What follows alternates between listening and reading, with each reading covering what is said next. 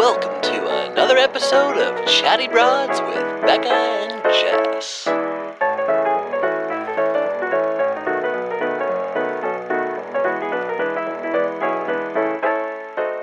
I don't know why you just put on your sunglasses, but I am also putting on my lip gloss.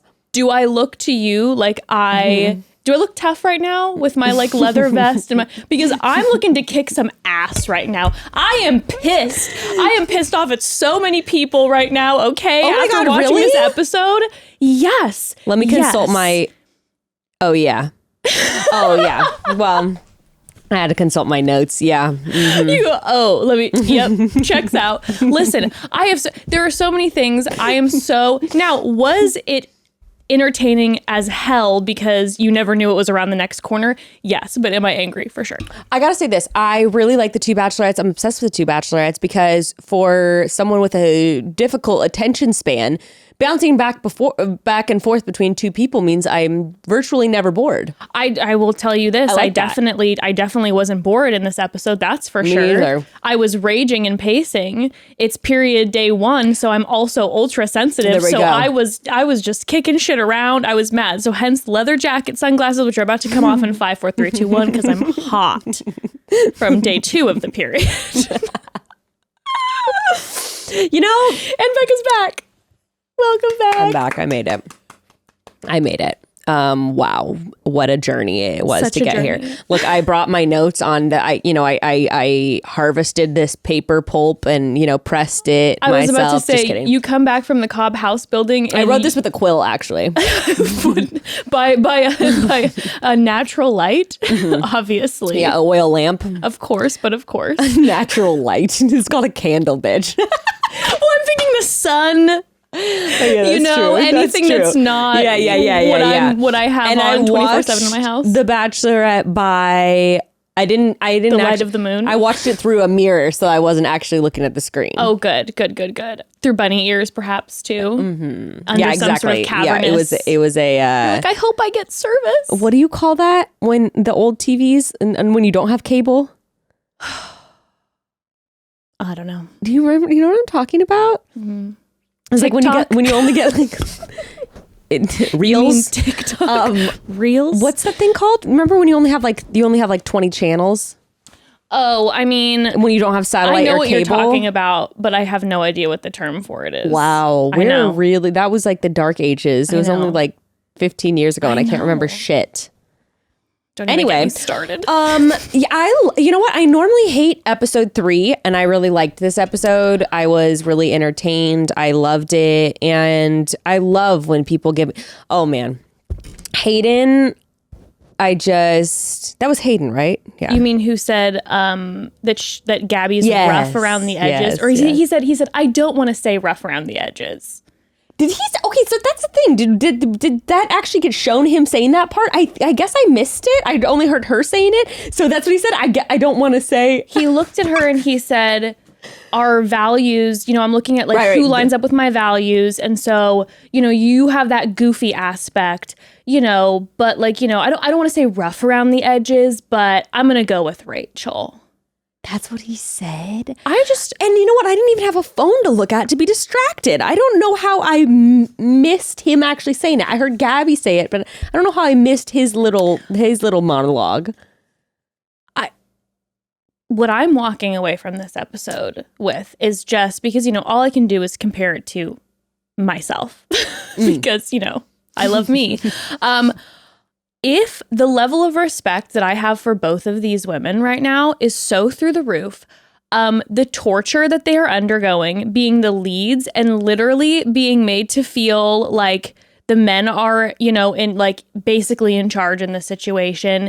And they're just like, I would be on the floor wringing my tears out of my hair. And I'm so glad they're doing this because the level of entertainment we're getting is incredible. I'm sorry for your torture, and I'm savoring every minute. The entertainment, like I said, it's you never know what's going to happen, but I'm telling you, number one, I would be a heaving, sobbing, insecure mess on the floor. Number two, the fact that they are remaining friends and like loving on each other through this process, even though producers are clearly doing everything they can to make Gabby and Rachel turn on each other. I actually disagree with that, because what I noticed is I think that they are actually trying to get them to bond further, because the reason I say that, and by the way, I wanted to add this. When people always say like, oh, do producers, how is it scripted? I'm like, no, it's not scripted. But what we saw, it appeared from what we saw that three guys in a row went to Gabby and sat down with her and told her they were there for Rachel. Yes. And then during the rose ceremony, like 3 or 4 guys in a row told Rachel that they couldn't accept the rose from her. That is a perfect example of producers being like, oh, hey, I've been talking to you behind the scenes. I know you're interested in Rachel. Why don't you go talk to Gabby now? It looks like she's open. Why don't you go tell her how you really feel about it? But I think that, so when I first saw that the Gabby thing, I was like, oh my God, like you said, like I think they're trying to like tear them apart. Like this is so sad, so fucked up. But then on the same episode where they had all the guys not get the rose from Rachel, then it was like they placed both of them in this point of insecurity. It made me feel like they were trying to get them to like band together harder, also make them super insecure and super fucked up. But I felt like they were trying to like bring the girls like together. Because if they left it with just Gabby or just Rachel, then I think it would be hard for anyone not to be like crumbling. I don't know. I'm feeling like, I mean, you were on the show, granted, so you have a different perspective. But when I was watching it, I'm going, okay, so clearly we're being shown only a certain amount of things, right? So as the audience, we see last week's episode where on the kind of smaller group date energy, we saw more of the men interested in Gabby. And then Rachel was like after her date with Jordan and she's like, this isn't working. And then, the guys were more into Gabby. At least that's what it seemed like. And she was feeling insecure. Yeah. And then they flip the script the next week and they're having that happen to Gabby. And then they flip it again with the roses. I'm just like, the level of back and forth. I also they give Gabby time with the men when Rachel's on the date. Did they give that to Rachel? They didn't show us anything. Was Rachel able to go visit the guys? Like, I feel like there's, and then on top of everything, thank God for Bachelor Data for breaking this down, because I was like, I am confused. When the rose ceremony was going on, and after a man would say no to Rachel and Jesse Palmer walked in and goes, well, then your rose is dead, and took it from her. By the way, that's another producer thing. I was thinking about it. Like, I remember hearing some other Bachelor talk about like how, there's always leverage of like, oh, you'll get to take this girl who you really like on a date next week if you keep this person around, or like whatever, that kind of thing. I bet that each girl kind of only picked like the top like 5 guys that they were interested in. And then I bet producers like arranged the rest of like who would be on whose roster. And so I think that was really strategic too, of putting the certain guys, because the guys that denied Rachel's rose, like obviously she didn't really, to me it seemed obvious like she didn't really give, like they weren't any of her top people. No, they definitely weren't her top. I felt like that was another producer thing of like, of strategically being like, we're gonna put 3 guys that we know would rather be with Gabby on Rachel's roster. I don't think she picked them out. And then also, but then here's the thing. So she then, every time someone rejects her, she has now a dead rose. Yeah. Okay. And a guy is removed. Yeah. Which is unbelievable to me. Like what, like it's absolutely like, hey, so how you're already feeling insecure? We're gonna take that too. So you can't have right. So how many men ended up on each side? Okay, so check this out. And this is why Bachelor Data, God bless, God bless, God bless. If you zoom in, Rachel started out with 1 more rose than Gabby did. And so Rachel had 8 roses. Rachel had 9 roses and Gabby had 8 roses. She started and finished the ceremony. Who did? Rachel.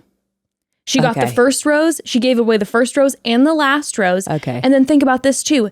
Gabby didn't give away a rose on the group date. She's like, no, I'm not giving away a rose. So they started Gabby with 1 less rose and she didn't give away a group one. So I'm thinking too, if you're one of the women, super produced, you're going, talk about pitting each other against each other. If I'm Gabby, I'm going, you're giving fucking Rachel another rose, more roses than me, for what reason? Yeah, I'm already feeling so insecure. I'm super curious what they. More roses. I'm super curious how they justified that with the girls, because also her not giving the group date. Like they had to have explained it in some way. Like how are you gonna, like you said, how are you gonna give one girl more roses? And but then that's produced too when you're like, okay, well look, I didn't give a group date rose and she got one more rose and now she got 3 dead roses. Think about then Gabby starting the rose ceremony, already feeling just low after everything. And then producers are like, we're actually going to give Rachel one more rose. Yeah. I bet they just didn't even say anything. I bet they just no, I don't. That's so weird. That blows my mind. And then when you see them walk away towards the end of the rose ceremony and you hear they're in the back with producers and Rachel's like, this was supposed to be for us to take our power back, and just crying. I'm screaming at the television and the producers are just like, oh, but don't you remember? This was your call. You got to decide exactly how this journey went. We didn't tell you this would be a great idea to take your power back and then put those certain guys on Rachel's roster to then deny her. Yeah. And then the wrap up, which is where Hayden was the one guy who said the really rude thing to Gabby. And, of course. And then Rachel keeps him around. Welcome to The Bachelor, folks. Welcome to Honestly, The Bachelor. So did they end up with the same number of guys after all of that? Well, they did not. Okay. So Gabby ended up with 9. Okay. And Rachel ended up with 8. But then in the end reel, which is normally the blooper, yeah, right? I know. Meatball shows back up. So it looks like he's going to be joining the cast again. So he is going to be. Well, there's the preview where for next week, when there's a man telling Rachel, one of the guys said, I don't trust either of these bitches, you can tell that it's Meatball's profile. So I'm assuming he's back unless he tells her. No, that sounds like something Meatball would say. No, you can see. I rewound it and I was like, Meatball is the one. He didn't say it. Meatball's telling Rachel. Oh. No, Meatball is telling Rachel. Who do you think said that? I mean, it looks like they're setting Hayden up to be the villain. But maybe not. I could also see it being like an Eric situation. I don't know. Oh, I have... okay. Okay, so these are the things I want to cover. So in terms of Rachel, we have the Zach one-on-one. Yes. We have the group date. Yes. And then, of course, like the rose ceremony moment with Rachel. And then in terms of Gabby, we have Gabby visiting the guys. We have her Grandpa date John with E-Rich and Grandpa. He is a star. Grandpa John is an icon. He's the legend. He's a moment. Star. An absolute star. And if he's not if this wasn't his like debut for the senior Bachelor. Then he had his moment with the older woman. Like, I mean, that sweater, that iconic sweater that he was rocking. Right? I commented on the same thing. I was like, I love his sweater. I want the sweater. Also, he's immediately in the back of the car. He almost wrapped in a blanket, just being an actor. I felt like he was a paid actor, but obviously, like, it is her grandpa. But I was like, you could have hired this man, and like, when we first met him last season with Clayton. Okay, everyone dropped to their knees and was like, this man is a god. We're obsessed with Grandpa John. He was at, after the final rose because he is an actual king. And their dynamic with them like swearing at each other is my most favorite thing on the planet. So good on camera. I love him. So we have her date with E-Rich and Grandpa. Mm-hmm. And then we obviously have the group date and then the evening portion where all of that went downhill. Yeah. So who shall we start with? Do you want to start with Rachel or Gabby? Let's start with Rachel. Okay, let's start with Rachel. Zach. Okay. So you can start with your opinions on Zach. My opinions on Zach in this date were this. Zach seems like just a very lovely, kind, sweet guy. We see him later on in the episode too, having certain discussions. And I was like, this is a stand-up guy. He's a really good guy. Nice guy. Agree. I will tell you this.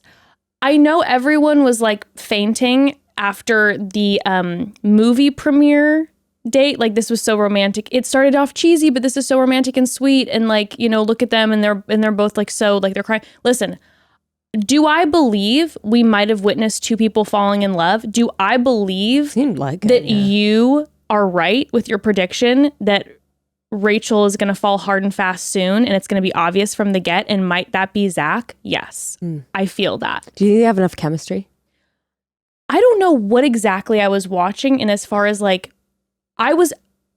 so this was my thought. Loved him. He seems lovely. They're clearly so into each other. Sure. I was a little confused at how into each other they both seem to be so quickly. And maybe I'm just watching, maybe I've never seen Love at First Sight where you're just melting. But like, if I was to go on a first date and it were to be a slideshow that was so intimate, I would feel a little uncomfortable. I wouldn't be like bawling, holding hands, dancing. And like, and then he already said, I'm falling for her. He's crying. I'm like, this is intense. Yeah. I mean, to me, he is, again, like I said, like you said, so sweet. I wrote that. I also wrote that Zach reminds me, he makes me think of if cottage cheese was a person, like that would be Zach. Like, let's just call it like it is. He's bland. There wasn't a wild dynamic. Now, again, maybe we didn't see that in The Bachelor is just feeding us the romance. So that's all we're seeing. And you know what? Like, Rachel, God love her. I like Rachel. I don't mean it mean, but they're both more, they were. You know what it is? You know what it is? It's Disney Prince and Princess. Yeah. I mean, Disney Prince and Princess. There's nothing, like you said, not spicy, not controversial, not rocking the boat, not, I just was. Why did they put her in that dress? I was about to say, first of all, obsessed with Karamo. So I was like feeling massive jealousy when they roll up and Karamo's there. But then also, then I'm like, where's Tan? Why is Carrie crafting the clothes for this? Because we need Tan. Because Tan would never. Carrie put her in the sparkle dress with the feathers. Tan France would never.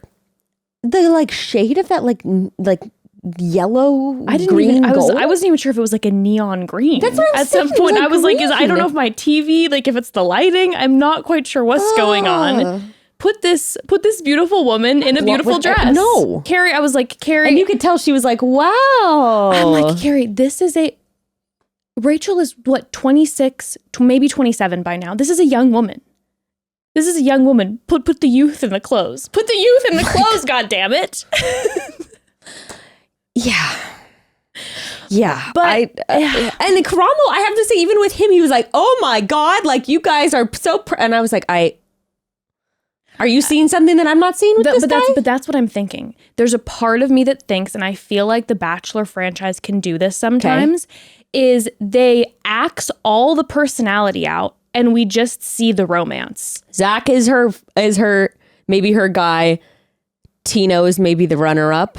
Yes. And everyone was like, what the fuck? No, 100%, because we're seeing more of like this dynamic side with Tino, and maybe Zach is just as dynamic, but they're just showing the romance parts. Dynamic. I don't think so either, but maybe they're just showing the romance parts with him, because I feel like they always do that. You know how it is with the lead. They cut out personality and they just show the tears and the romance. They and definitely do. And then they make the runner-up shine in more of a personality just completely way. Like, yes. Yeah, which I think also makes sense for The Bachelor too, because like, you know, they gotta make you root for them. They gotta make you be like, this person was totally wronged and we need to get them in the spotlight now to find their love. So it's like, you know, there's a strategy behind it for sure. But yeah, I think also that like, they were just sobbing over each other, crying and holding hands. I'm telling you, Bekah, I think I'm realizing now, the older I get, I'm more guarded with romance than I ever realized, because I'm like, now here's the thing. Ari and I were like tearing up holding hands on our first date. It brings it out of you, I guess. The Bachelor is a weird thing. Because I'm just like, I'd think about myself, and if I were to be in that position. Now, if that date, the slideshow date with the message from the families, if that was Zach's second one-on-one and they're like top 4, I'm crying. I'm like, this is so beautiful. I'm obsessed. With it being like her second one-on-one ever, and they've maybe spoken for 2 minutes. Yeah. I'd be like, where's the actual damn movie premiere and the real paparazzi? Not a slideshow. When it said you and me on the marquee, I was like, oh God, here we go. Here we go. Do you know what I was thinking about? How funny it would be if, like, let's just say Rachel's, I thought it was going to be a montage, by the way, of their moments, which was going to be like 3 minutes. That's what I thought it was going to be with the piano. They just literally run back the last last 30 him minutes of their, and him showing up on the first night, and it lasts for 12 seconds, and it's just like zzz. That's what I thought was going to happen, to be completely honest. Just the one clap at the back. It's Chris Harrison in the back row. Is this what you wanted?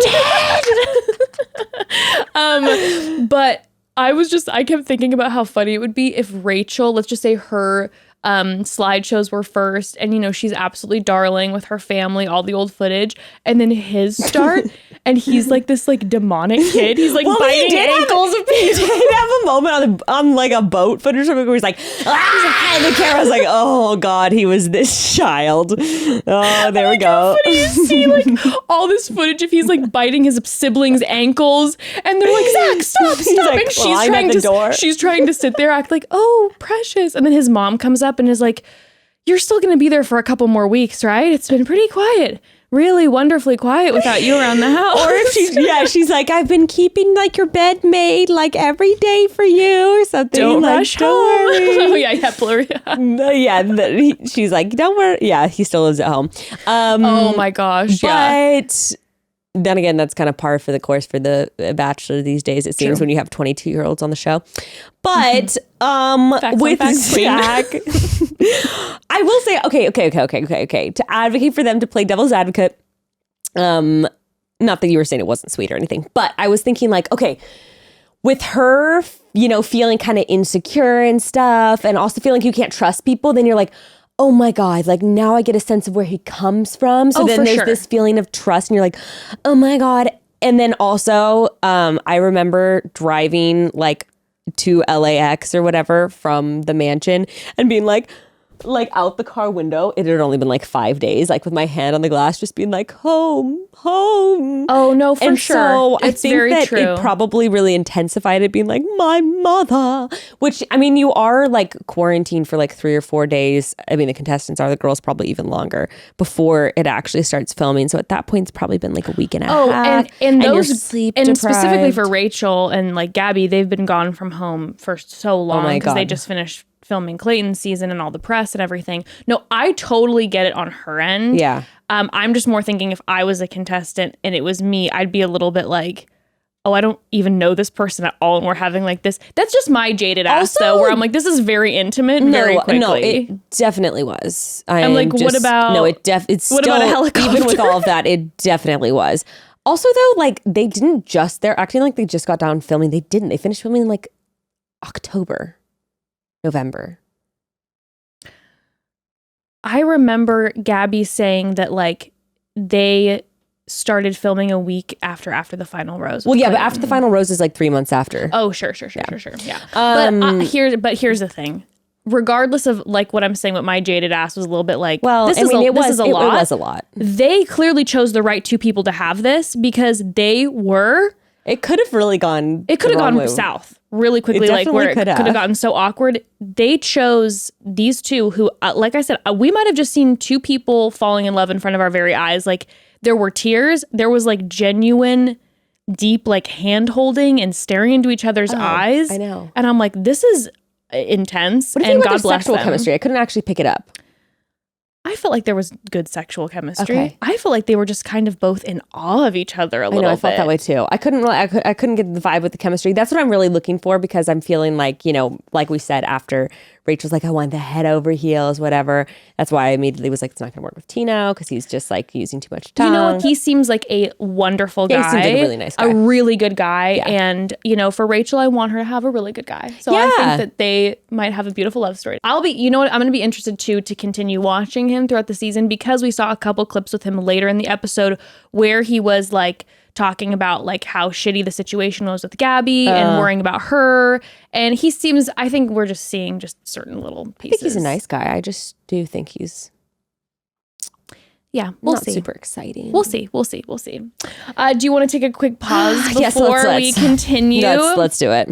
Okay, so something I was not prepared for as a mother was how much I would fall in love with watching my daughter learn. It's like every single day, every single minute, she's learning something new, and it's just the most exciting thing to watch.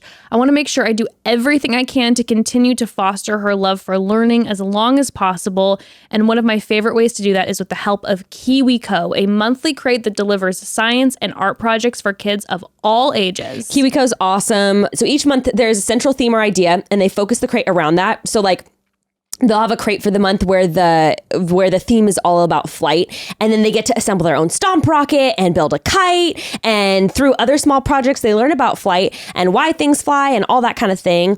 There's also crates about things like the science of trees, and you'll have different projects that focus on teaching your little one all about trees in ways that make sense to them. Those are just a couple of examples. There are endless projects and different themes where your child is really going to learn about real concepts in life in a really, really fun way. It's so fun. And all parents know the worst part about at-home art projects is digging through every junk drawer in the house trying to find the glue sticks and the scissors.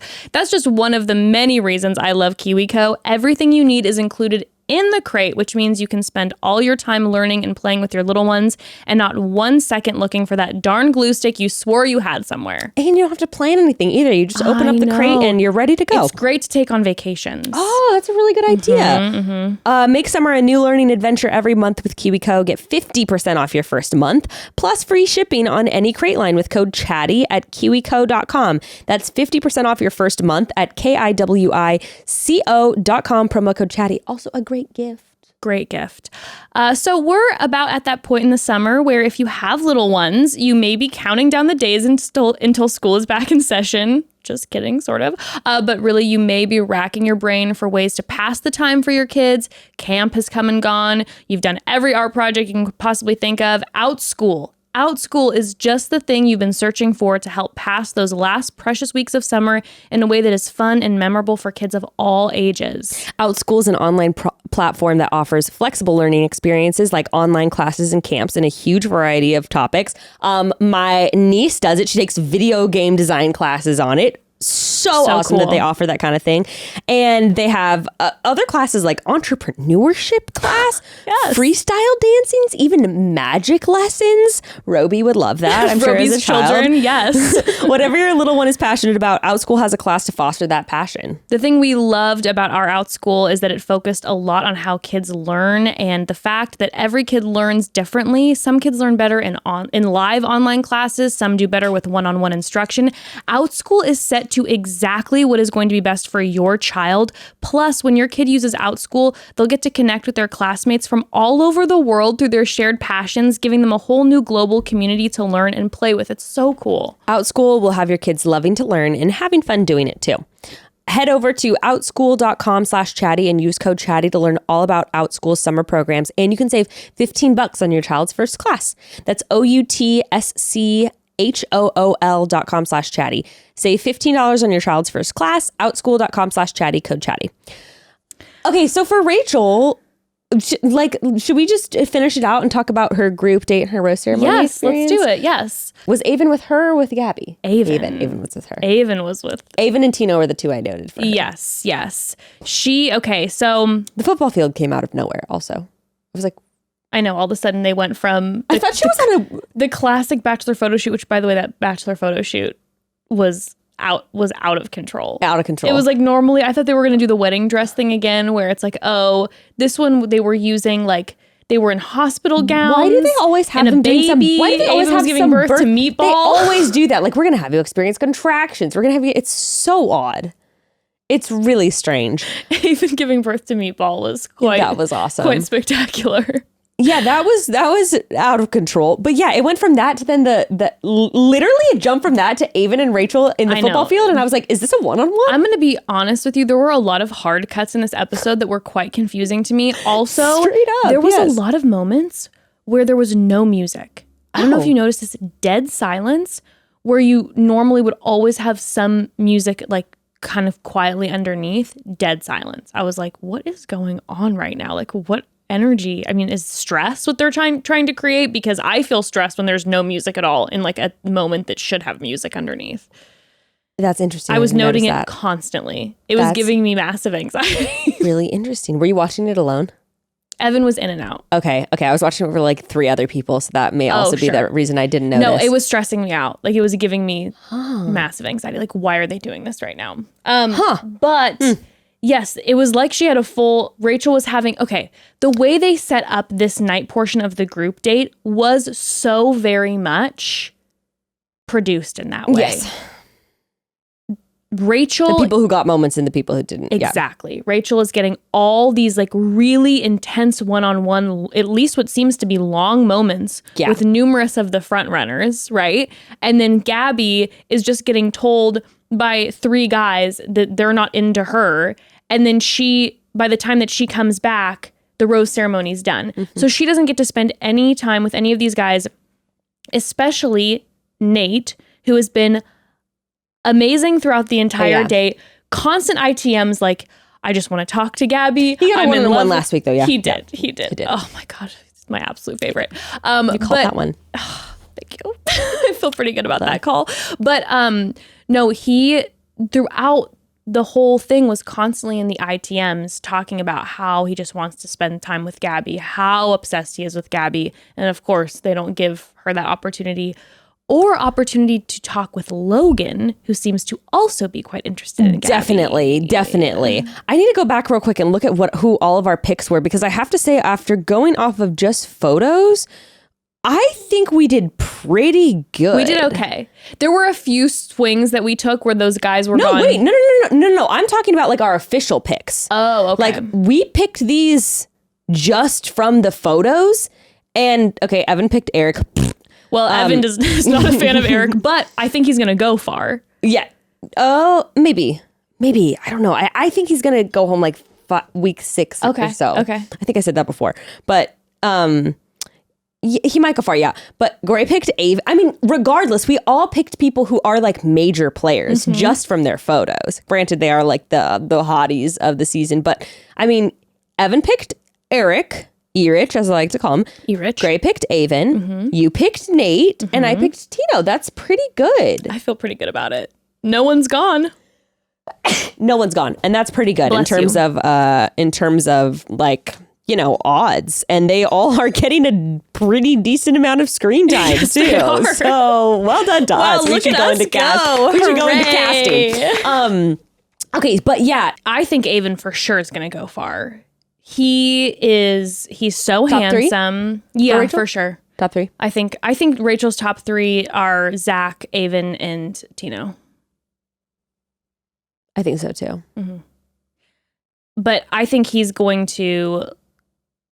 be top 2. Oh no, because then we have maybe he goes home 3rd. But I think he's going to stay in for a long time because, so handsome. He's really nice. So sweet. And they were rolling around making out on the field. They were. Itchy grass, but making out. And then she had her moment with Tino where Tino let her know, I am here just for you. Yes. Wow. Tino to me looks like a World War II pilot, you know? Like he's the one who's like gone missing, you know? I could see him taking his goggles off and like shaking his hair. Yeah. I could see Rachel McAdams, you know, like pining for Tino, who's lost in war. For sure. And then he comes home one day, like walking across the field, like, you know, and you're like, just like one bead of sweat dropping into his eye. Like, he's like, she runs like, and him just looking up. Yeah. And then she's like, what do you think his name would be? John. I think Charlie. Good one. Good one. Yeah, anyway, so I had to say that about him, but that's about all I got from him. But yeah, I mean, so she was having all these amazing moments. We'll talk about Gabby's when we get to Gabby, but the one then moment that Rachel had after this, she ends up giving her rose to Avon on the group date portion, but the moment that she has after is when she is with Gabby talking with her. Yeah. Which was a really nice moment where she was just like, what the fuck? They said what to you? Yeah. And she was like, do you want me to go back and talk to them? And I loved that moment. Which we'll get to. I mean, I might as well just say it now. I really liked that Gabby was like, no, like just leave it be, like whatever. I really liked that. So did I. And I loved that she said, like, I'm here to find a life partner, not teach dudes how to act. I'm like, yes, queen. Yes. Okay, so let's just move on to Gabby. Okay, Gabby showing up at the house. Another reason why I had my little leather jacket on. I have my leather jacket on, my leather vest on, excuse me, at the top of this episode towards the producers, towards some of the men, and then this scene. Okay, I couldn't believe, first of all, like, I actually couldn't believe when she was like, she straight up said, like, oh, I didn't want to, like, play with the football thing where they're throwing it back and forth. She's like, I didn't want to do it in the first place. And then they just, like, keep tossing the football back and forth. I'm like, she doesn't like this, and she's making it clear she doesn't like this. You guys, why are you stop. fucking idiots still doing this? Stop it right now. Fucking morons. Stop. When she goes, I don't want to do this. Like, I didn't even want to do this. And they're just like, haha. First of all, Meatball almost nails her directly in the head. He chucks the other guy. Ethan threw one at the very top, but then Meatball throws at one point and it almost hits Gabby immediately in the head, and she like dips away really quick, and that's when she's like, can we, I don't want to do this. And they continue to toss the football. And I don't think that was editing either. I think they were like still playing football. No, well, I mean, clearly we see how she feels when she leaves. Yeah. So I don't think that. Well, football aside, they were literally just like off in their groups, like chatting. What was that about? I don't know. Like, I was actually really kind of like, it did seem like, okay, them being idiots aside, it did seem kind of odd, didn't it? Yeah. I don't understand. There was something like not. It made me so angry and uncomfortable. Why were they being so distant and weird? I don't know, but I did think what she said was probably partially it, where she was like, yeah, like, there are guys that are like only interested in Rachel, so then they're just like, oh, whatever. Well, there's Gabby, which, like, again, I do sort of sympathize, because it is like a hard thing, and I know they're probably having conversations of like with each other, being like, I don't want to be like a player, and like, I don't want it to like get back around, if I've like, been putting a lot of my attention into Rachel, that I'm flirting it up with Gabby. So like, I get that, but it was really weird how it seemed like a lot of them were straight up just like ignoring her. They were, yeah, 100%. It was odd. I even just thought it was odd from a standpoint of like, when you're hanging around the house doing nothing for like days on end, aren't it's like you thrilled when she walks to see in? Anybody different show up on the scene. That was strange to me too. So strange. Like, you think you'd just be at least like chatting it up, even if you're not like there for her, just being like, so how are things going? You think you would even just be like, how are things going with my guy, Zach, or whoever, right? By the way, what a great move. Right? Nice. Yeah, if you're super into Rachel, to specifically go out of your way to let Gabby know. Just say like, so what do you think? Like, does Rachel like if it's someone who's really made it clear that they're only there, why not like try to be buddies with Gabby? 1,000%. You go. That's you strategy, like people. Tino could have gone up to Gabby and been like, okay, so tell me everything. What's her favorite flower? Or even before that. Before that, the best strategy would be exactly what you said. I feel like if like Tina were to go up to Gabby and be like, so tell me everything about your date with Nate. Like, he is so into you. Or even just be like, so just joking around. Like, so what is Rachel said about me? Like, does she have a crush on me? And whatever. But I could see even too how that at the top might make Gabby feel a little bit like, oh, it's just about Rachel, versus if the guy would start the conversation being like, give me all the deets about what happened with you and Nate, because he's so into you. Like, he likes you so much. Like, tell me everything. And then from there, you could be like, can you put in a good word with me? Rachel, tell me what she likes, because I really want her to feel so special. I mean, it could have been such a great connecting moment. I know. And they just some did take wasted it. advantage of that. It did seem like there were some guys talking to her again, like, yeah, it was, at least from what we saw, and obviously she was upset, but from what we saw, it was strange. Dynamic. And Meatball's all sorts of stressed out about not knowing who he's going to choose, Rachel or Gabby. This could have been a great opportunity for you to try to know Gabby for a little bit. Oh my God. How many guys were still there before they gave away I guess like 20. Like a lot, right? Mm-hmm. Like 19 or 20 at least. Still. Yeah, I know. I guess I was just thinking like it just feels so different from any sort of past season where I feel like you at least have a guy or two who's bolder, who'd be like, I'm taking you aside for a second and grabbing her. And then where even was Nate though? I mean, we saw him there for part of it. That's the weird thing though. Like, I'm also confused why even some of the front runner guys didn't like take an opportunity to pull her aside. Do you think the producers told them they couldn't have any alone time? Maybe. And then made her feel insecure? Maybe, but like I was that. just, that's what I was trying to think. Like, what could they have told them? And I was even thinking, like, maybe I was playing this out in my head of maybe they said, like, you know, she's having a hard day or whatever, but that wouldn't even work because then you would think that some guy would pull her aside and be like, are you doing all right? Maybe producer said, hey, just FYI, Gabby's coming, but we're not going to have any like one-on-one time. It's just going to be like a group hang.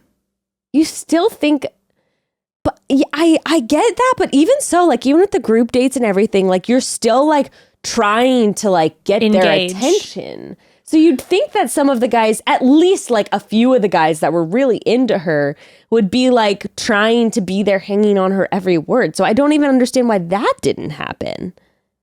This is again, when I started from the top of the episode, the level of respect I have for these two leads and specifically Gabby in this episode, I would have been like, pulled my microphone out and been like, I'm fucking leaving this show. Like, I'm off the property. You tell me I'm about to be the lead, and now I'm sharing it with someone, and then I show up by myself, and the guys aren't even engaging with me. I'm out, dude. Wow, they need to get you on the show. Talk about drama. Oh, I would be that would get me so mad because my insecurities would just be exploding. Like, all I could think about was like, oh, nobody, even if I would have had some good dates so far, my insecurities would be through the roof. I'd be like, why is no one engaging with me?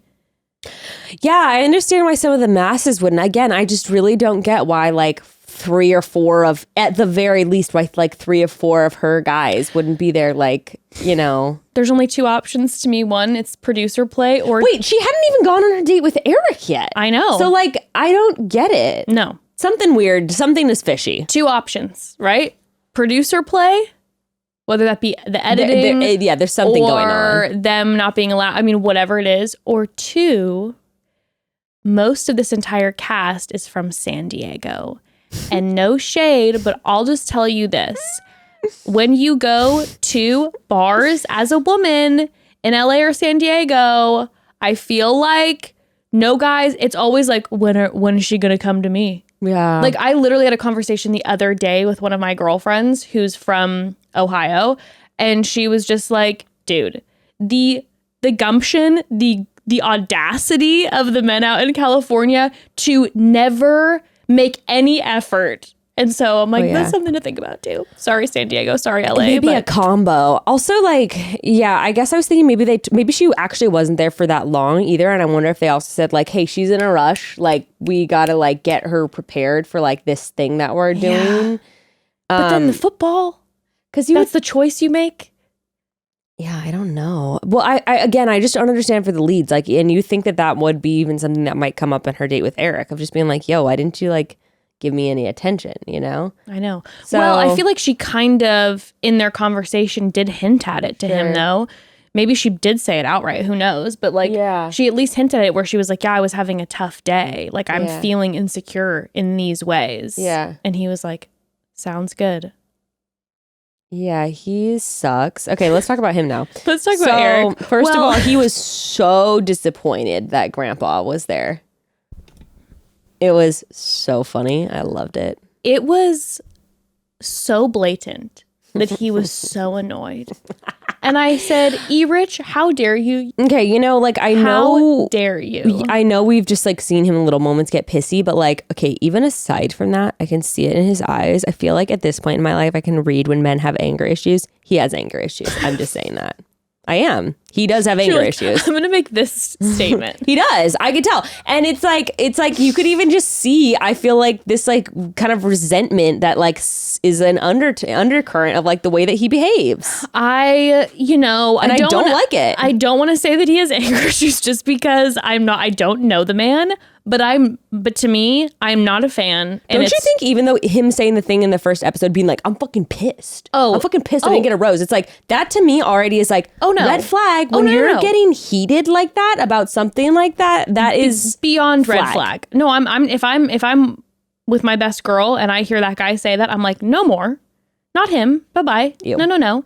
And to me, when he like obviously was taking moments to humor Grandpa John and like turn around and talk to him. But for the most part, he wasn't engaging with him. And then my biggest thing. Which again, an opportunity to get in with the girl. Well, you know who would have? was as soon as Grandpa John showed up, we see Nate in ITMs going, oh my gosh, now like this is a huge step. Like he's getting to meet someone from her family. Like Nate would have gotten to know Grandpa John. Him and Grandpa John would be golfing the next day, okay? Yeah, they'd be like talking about, I don't know, like best buds. I don't know what they would have in common. You know but what? Something. You know, Grandpa John has 6 sweaters and Nate's style is a 10 out of 10. So they'd be talking fashion. He'd find something to talk about. He would find something to talk about with Grandpa John. Yeah. Okay? Tino and him would be talking about World War II fighter jets, you know. He really missed that opportunity. Also, even bigger red flag than what I think are his anger issues is that he just moved to Santa Monica. Oh, I didn't hear that. Mm-hmm. He told Grandpa Joe, I just moved to LA. You can come visit me in Santa Monica. Uh-oh. Actor. 100%. That is exactly the vibe I got from him. Or you know, even to be, again, reality TV. Like maybe he's, I forget what he does, but maybe he's like. I think he's a general contractor. No, that's Tino. That's Tino. Oh, yeah. E-Rich, like let's just say he's in real estate. You know, he's trying to get on Selling Sunset. Oh, he is like, he does do something like, let me look it up real quick. Okay. I remember it's something like business, you know, it's like very generic kind of. Well, to me, the most upsetting part of the Grandpa John portion with E-Rich was when, you know, producers bring in the hired older woman for Grandpa John to get his flirtations on with. And Eric does not seem pleased. I'm like, I'd be having the time of my life right now. This looks like the most fun date. And then he pulls Gabby aside and with his hand on her thigh, he says, well, happy to have a moment away from whatever that is. Yeah, that was weird. Whatever that is. Was aggressive. And what points to a beautiful moment between two mature people. Yeah, but is that what he's saying? Like, whatever that is, like, ew, old people, ew. I'm like, what? So immature. Ew. So that was so upsetting to me. He's from New Jersey and he's a real estate analyst. Oh, real estate analyst. Well, I love Jersey, but real estate analyst. So he's probably trying to get on Selling Sunset. He'd probably love that. He is outside of the Oppenheim doors every single day, just knocking on the glass. Like, hire me or what? Yeah, definitely. He's just showing up at the showings, you know, being like Chriselle. I feel like I could do this. Yeah. Okay. By the way, I just want to go back to his bio because his perfect partner is easygoing and selfless. And communicative, but it sounds way worse if I just say that he said easygoing and selfless. Selfless. Also easygoing. That means like, to me, that means that she won't care when he's flirting with other women in front of her is what I hear about selfless that. Is also, it's quite a big ask, that's my guy. It's a big ask to ask someone to be selfless. I mean, I'm really reading into his bio, but I just don't like him very much, and he doesn't give me anything special. I was just so angry about the whole Grandpa John situation because I would have just been having such a fangirl moment. Like, I'm sorry, when Grandpa John was in the back of their car and he went from having that cute sweater to having another sweater on, wrapped up cozy in a blanket in the back seat, I was like, and then when they take him to the sound bath, and he fell asleep, so cozy and fell asleep. It was that he was a star. I would have tried to tuck him in. It also just shows me that Eric is like not that smart because again, it doesn't matter. I mean, Grandpa John is an easy, no brainer, hit it out of the park. He seems like such a nice guy who'd be so easy to talk to. He was right away patting Eric on the back and trying to. Did you almost say E-Rich? E-Rich. I like calling him E-Rich better. He was patting E-Rich on the back and he just kept like engaging with him. Yeah. Like. No, yeah, I'll be honest with you. Also, I'm sorry. Have you met grandpas? They're normally not that engaging. No, he's like the easiest guy to talk to, it seems like. I was going to say, even if you had like some guy's super uptight mom, like you would still be like, I would be trying to connect with her so that the person I was with could see how hard I was trying to make a connection with one of their loved ones. I was also just disturbed by the fact that he wasn't cracking up the whole time between Gabby and Grandpa John's like repartee. No, he was mad. He was mad that he was there. No, he was mad that Grandpa was there. And I won't get over that. But also just like, I don't know. What did you think about their night portion of the date? Okay, so I do want... I want to say this. Okay. Before I talk about what Gabby was saying. Okay. I did see a lot of people like giving E-Rich a lot of shit about not like, you know, reaching out to Gabby in any sort of way, like touching her. Oh, I actually thought that was fine. She was sharing something that was like really intense, and the way that it was edited to me looked like when she like paused and didn't say anything, and then they like showed him not saying anything, and there was like that long silence, and then she walked away. I was a little bit having one of those moments where I'm like, let's just not forget the way that they're editing things to make things look. It also seemed like, I think that she was literally on for 45 minutes while he was sitting at the table alone. I think that there was that too, and I think that... Don't get me wrong, red flag city, not a fan, but in this specific situation, I wasn't like, oh my God, how dare he? No, I think also like, I don't know, I wouldn't mind someone just kind of giving me space to like just express. I mean, it's not like he was checking out and looking around the room. Like he was paying attention to her. Like he was, you know, and I don't know. I personally didn't think that was like a major red flag. He definitely could have done more. Could have been like, you know, said a little something or patted her. But I agree with you, editing, and also like he didn't. I don't even think he did anything objectively wrong in that situation. It could have maybe been handled more. I don't know. Warmly, but he's not a warm guy. No, so that's a red flag. I'm like, he's not a warm guy. Yeah, sure, yeah. And I don't like that. I wouldn't want to be with someone who's not warm. Yeah. But you know what? Anywho, so I was like, I think there's editing at play here to make it more awkward and intense. And then also when she came back and started to talk to him, I felt like he was engaging with her. Yeah. And yeah, if I don't know someone that well and I'm like sharing this really intense part of my life, I personally, and this is just my personal opinion, would prefer someone to quietly listen than to be interjecting and being like, I know how you feel, or like, or whatever. I'd rather you listen. That's actually, that's what I was going to say. Like I would, exactly. Or like, imagine if he turned around being like, yeah, and then told a story about himself that didn't really match up in terms of intensity. Right. Like I think there's a lot of other ways to like miff that situation, and I felt like it was okay. Totally. And he also had just shared about how like amazing his parents' relationship is. And then she was like, my mom and I are estranged. This is really hard for me. These are my insecurities, and this is like, nothing hurts worse than the rejection of a parent. That was so intense. And I mean, you have to listen. Yeah. And again, yes, would I prefer someone to reach out and whatever, but anywho, man, that was a really intense scene with Gabby. And in fact, I saw that her mom was then posting on Facebook. I don't really know about their situation because I didn't watch this season. We don't know much about it. We just know that she's super close with her dad and Grandpa not John. Really in the picture with her. Mom is estranged. Okay. And so mom was then posting actually on Facebook yesterday or 2 days ago during the show that she was like, you know, it's true.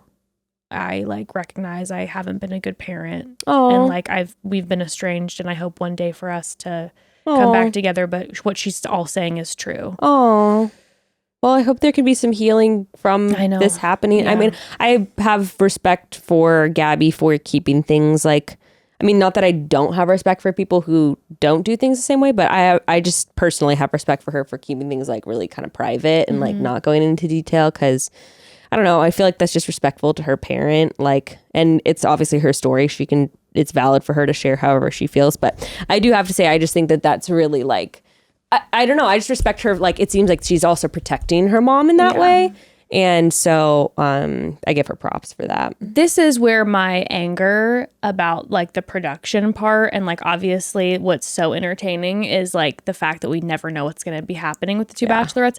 This was a moment where I then was like legitimately really like feeling just anger, even though I don't know Gabby, watching the production piece, because I mean, it's one thing to feel like insecurity comparing yourself to another person, which is wildly hard and difficult. And when you're the lead, like you should be in the power position. Yeah. But when she's talking about these struggles, when we're talking about rejection from parents and feeling like she will never be that, you know, quote unquote perfect bachelorette, and compares herself to the stories of the other bachelorettes, that's when I was like, this has gone too far. Like this is like, I was upset. Do you think that has to do with production?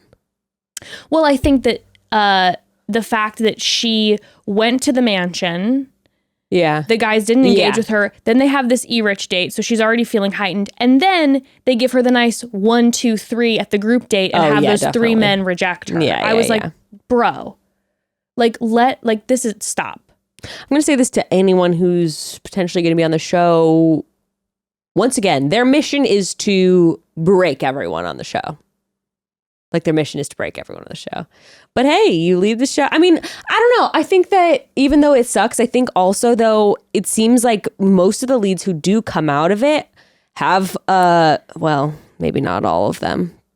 I don't know. I will say it's a very clarifying experience. Like, you come out the other end and you're like, certainly life-changing. Yeah. I mean, I know like in recent seasons, though, so many of the leads have come out and been like, the level of like mental health, my mental health struggles about are. Matt or Colton when I was Clayton saying has that. been talking about how much he's been struggling. Like, I mean, it's. I'll even say, even if like producers aren't messing with you, like going on TV and putting yourself in the spotlight is not.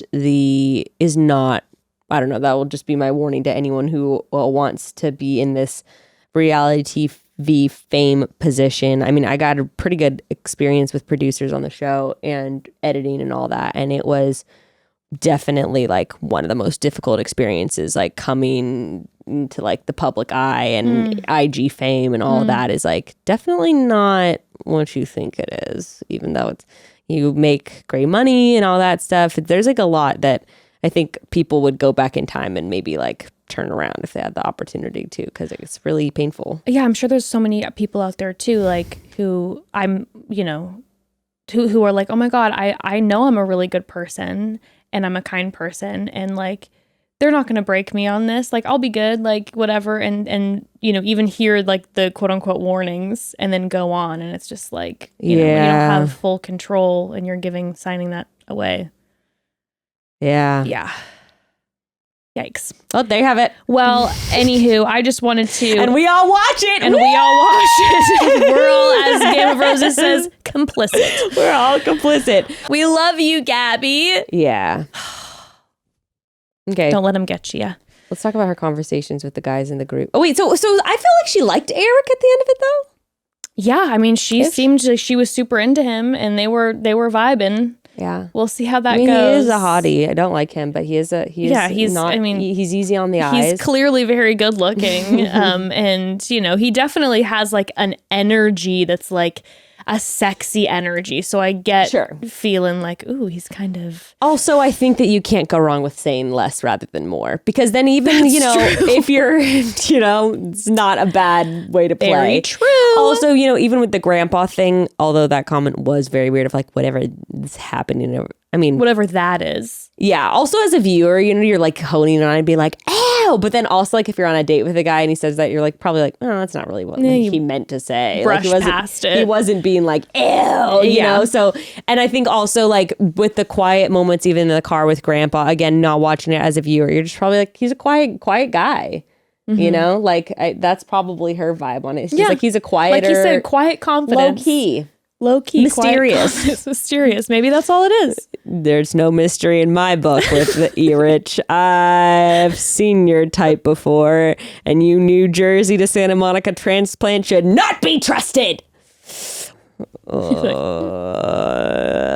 There's nothing worse than when I hate somebody on the show and everyone loves them. I have a feeling that everyone's gonna not like E-Rich on this season, so I think we'll be good.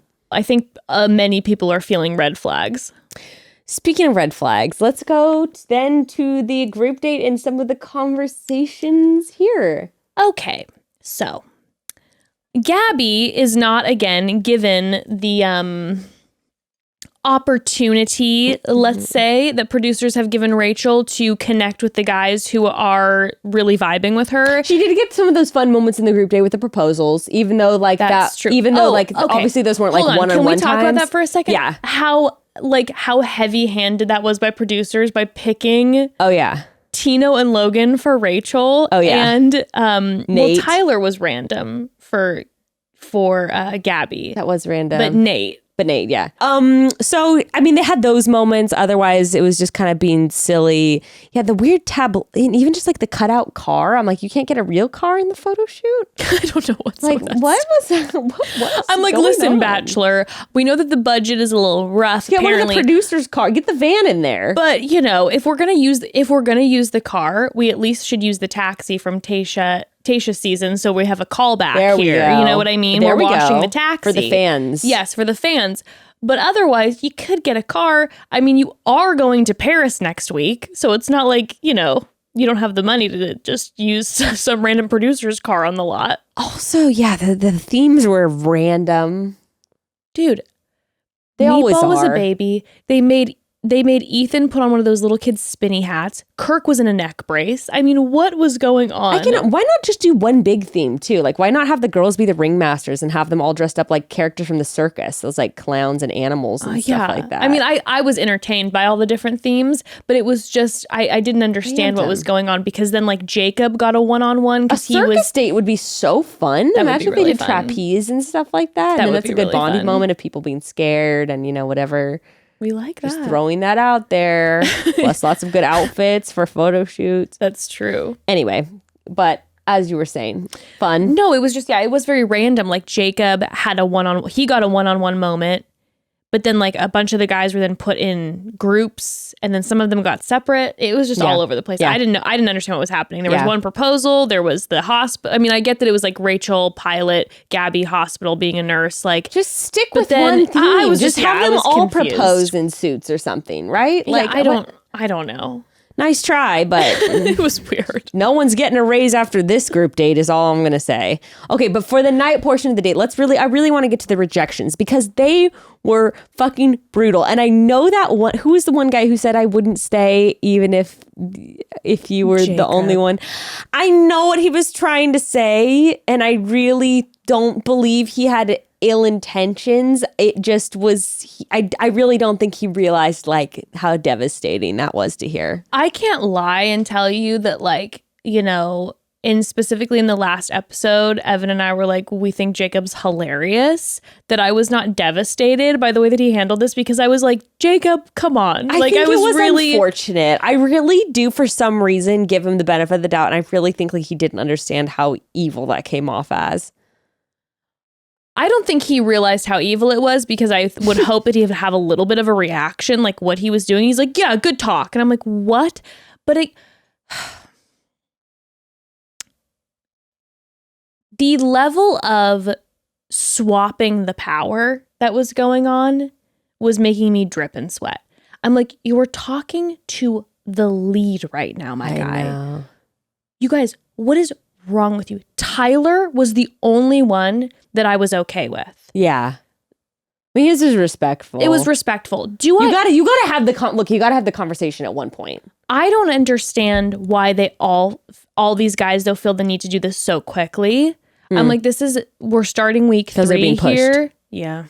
Well, and also, look, I mean, even if the guys didn't know it was to come, they were being divided. They were going to end up being divvied up eventually. And I wonder if there's also chatter about that, because, you know. They didn't necessarily know that though, right? No, I know. That's what I'm saying. Like, they didn't know, but I think that there was probably a sense that it was coming, you know, and there's probably a lot of chatter in the house of like, pick a side, you know, like. That's why I've been okay with Logan though this whole time, because I'm a little bit like, he's been openly like making out and flirting with both of them, kind of being like, I don't really know where I land. Who got the rose from?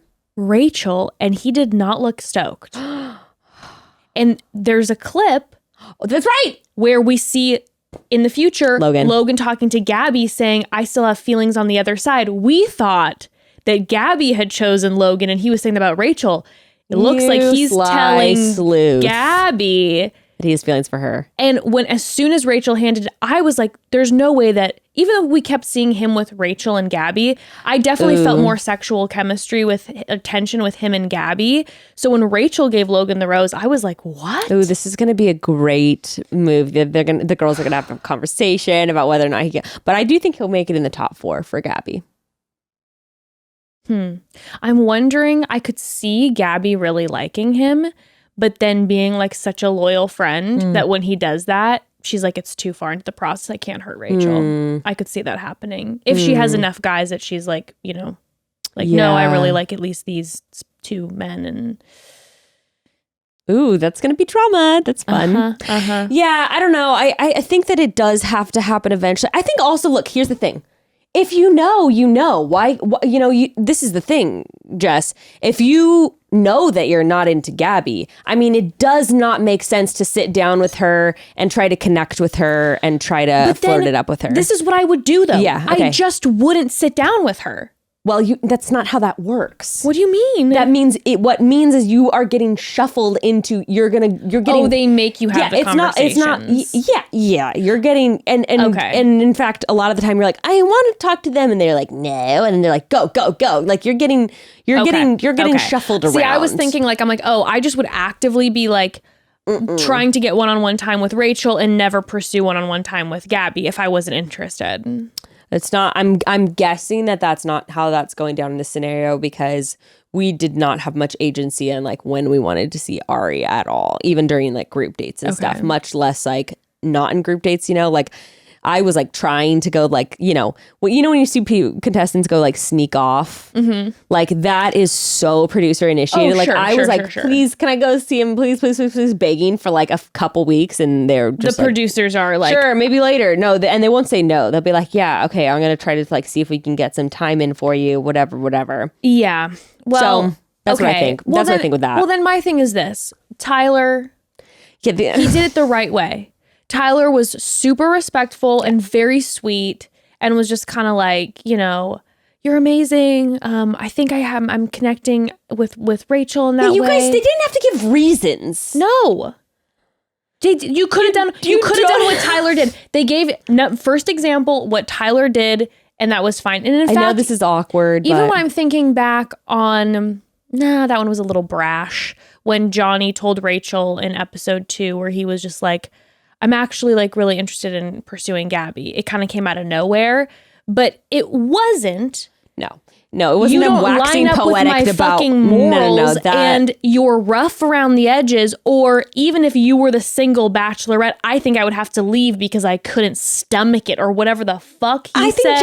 I think Jacob just said, you know, I think he was trying to make the point of like that I know it because he said it. He was like, I'm looking for my wife, and so what he was trying to say is like, even though it was very misguided, but I understood his intention where he's like, I don't see you as my wife. So like, I want you to know how serious I am about this process. So like, even if it just was you, like, I don't see you as my wife. Like, I think what he was trying to do, I think, was that he was trying to show you was trying to say, I'm not picking Rachel because she's like better than you. I'm just telling you like that I don't see us having a serious relationship. If I was the lead, the level of going off that I would have done would have become unhinged. There is a certain button for me that if it's pushed, I lose it. And being in, again, the situation where I'm already feeling how Gabby's feeling, and then these men come to me and make this declaration. Again, the Tyler thing, I would have been like, I totally hear you. Like, you know, even if it was and God 3 bless. Tyler rejections in a row, even if it was 2 Tyler rejections and 1 Jacob, I think it was really, truly Hayden's that pushed it over the edge, because Hayden was literally giving a dissertation on like why he didn't like Gabby, essentially, which was bizarre. The word morals get brought up, which is then like, what? All I know is that if I was Gabby, I would have flown off the handle so hard. I would have flown off the handle so hard that I then would have been like afterwards, like, fuck, I wish I wouldn't have flown off the handle that hard. Like, I know myself enough that I would be like, who in God's name? I would just be like, I get it that you like Rachel and you don't like me. Can this conversation be done? Yeah. I don't need you to, like you said, wax poetic and keep digging me deeper in this grave. Bizarre. You don't like me in that way. Enough. Bizarre. Enough. Oh, man. Bizarre. Oh, man. It's very odd. Like, I do think that they have this, and even with like some of the guys like ignoring her when he came, I think that they have this misplaced sense of like how they have to prove how much they're uninterested in one woman to show that they're not straddling the line or into the other. Like, I keep getting that sense over and over again. Well, yeah, the guys keep kind of talking about like, you know, who are you going to choose? Who are you going to choose? Like, I completely understand just the dynamic of, you know, I don't want to come off a certain way, specifically in this scenario, like I'm being disrespectful or sneaky or anything. And if that's how you want to be, then I appreciate then someone like a Tyler who's like, hey, I just want to let you know, I'm going to just be pursuing Rachel. Yeah. Great. But it's so strange to me how they're feeling. Like you said, there must be a lot of behind the scenes, but then pushing of like, you need to make a decision. But hey, learn. Like Gabby said, I'm not here to teach dudes how to like fucking talk and behave. Like learn how to say, I'm going to be pursuing this other person, but you know, God bless. I think it was really Hayden for me that pushed it over the line. Like Jacob, I felt like it was like not necessary, but I didn't think it was like, I think that in the context, it was like felt really mean. I think that maybe I don't know. Jacob was kind of like, ugh, not nice, but not mean. Hayden's was straight up mean, like for sure. Where it was like, dude, what the hell are you doing? Oh, man. Well, Hayden, I think he will be our villain in the next couple weeks. I think so too. I think also some of the guys will catch wind that he said those things about Gabby. I think that. Well, yeah. Okay. Yes. Continue. Yeah. No, I have this feeling that Gabby's going to talk to one of the guys and they're going to go and she's going to be like, this happened last week, whatever. And then they're going to be like, I'm sorry, what? And then they're going to tell the other guys and there's going to be a confrontation that's going to happen. I think you are so spot on. I'm so glad you brought this up because, and I fully forgot that there was that conversation after where the guys were like, what'd you say, Hayden? Or like, what did you guys say? Who talked to her? Who talked to her? And they found out that Hayden got time with both of them. Yeah. And they're like, well, what did you say? And he was like, oh, I just, told her I was pursuing someone else and da-da-da.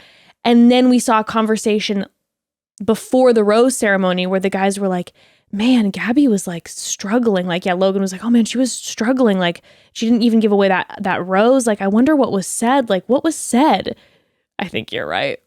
He's going to be around for a few more weeks. I will say that though. Foreshadowing. I mean, obviously Rachel, giving him the rose. I felt like that was very producer encouraged. Mm-hmm. I even just think the mean stuff with Gabby aside, I don't think Hayden's like, ultra charmer number one on her list. No, I don't feel like we've seen. I mean, there's been a couple moments, I guess, in the first episode they had like a moment together, but yeah, I think that's producer motivated for sure. Lastly, let's go over who, and again, I liked how Gabby handled it. I'm excited to see how it unfolds. Also love that she didn't give a rose away. Oh, yeah, That she walked in to dead silence and she was like, well, this is awkward, and sat down, and Rachel does her whole thing. She's got numerous guys that were like, who's she going to choose? Yeah. And then she gives it to Avon, and then she's like, and then Gabby says, I'm not going to be giving a rose away. Rachel's face, she's like, like what? And then how Gabby, like, I thought Nate might have been getting a second rose. I thought he maybe was too. But I love that she just sat. I mean, she's as fucking hellish as that night was. The fact that she sat in her power and goes, well, what I liked, I just like that she doesn't. Gray and I both always comment, we like that she doesn't like explain things. And I think that's just like, she doesn't do like, well, maybe I just feel like, and so she's just like, oh, this is what I want to do. And then she just is like, leaves it at that. She is really nice. That's a good quality. A great piece to bring up. I hadn't thought of it in that way. And that's something I respect about her so much. Cause I know for myself that one of my struggles is explaining too much instead of just being like, yeah, she was just like, I'm not giving a group date rose.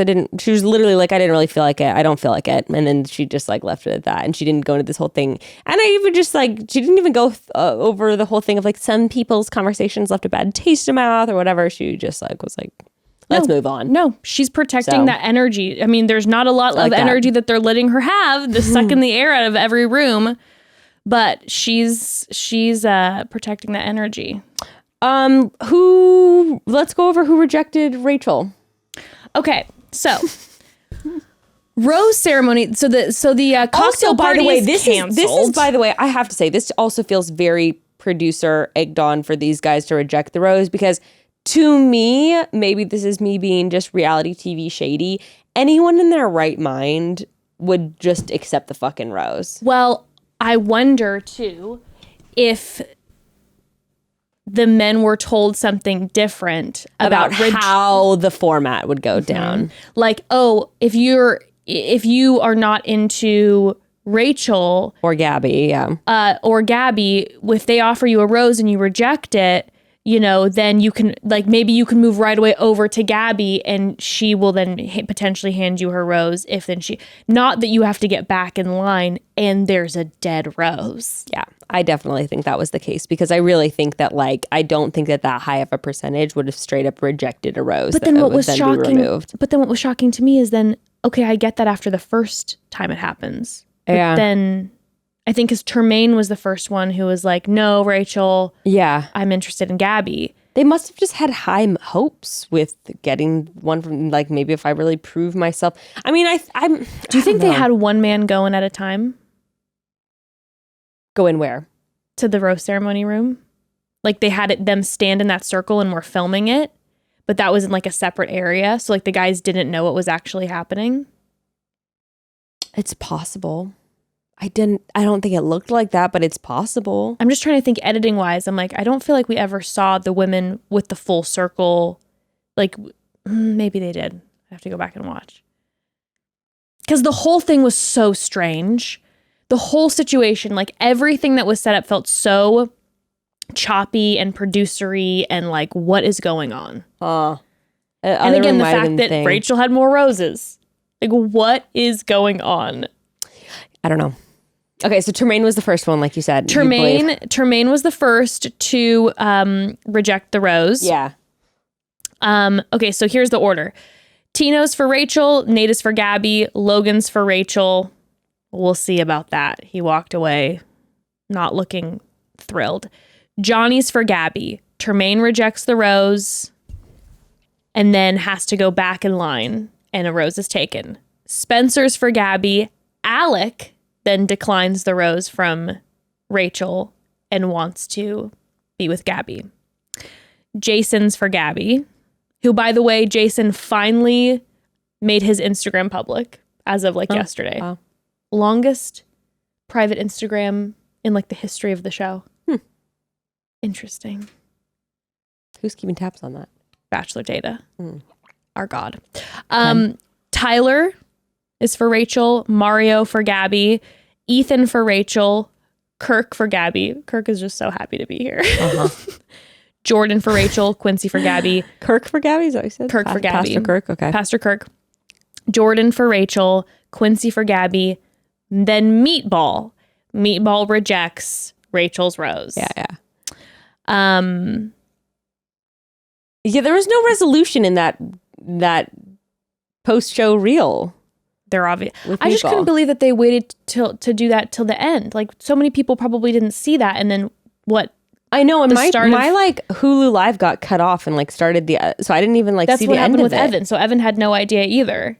Oh, and there was no resolution? Mm-mm.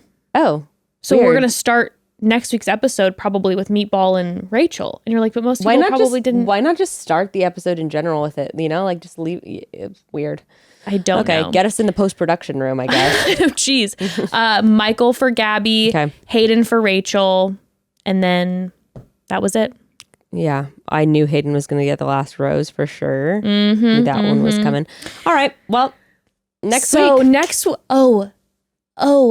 Next week looks wild. So they're already in Paris. They're going to Paris already. And I think next week is some guy saying something about not trusting these bitches. Like, this is getting so already, wowzers, intense. So 8 and 9 with each. Yeah, how will this season play out? Because that's normally you have only 10 people left when they're okay. Well, I guess they're only going. Okay, each girl's only getting one-on-one date each week rather than 2 with a lead normal. Okay, that makes sense because I was going to say you normally only get down to 10 at like the 5th week or 6th. Yeah, 5th week or so. So I will be interested to see. I guess they're just slowly.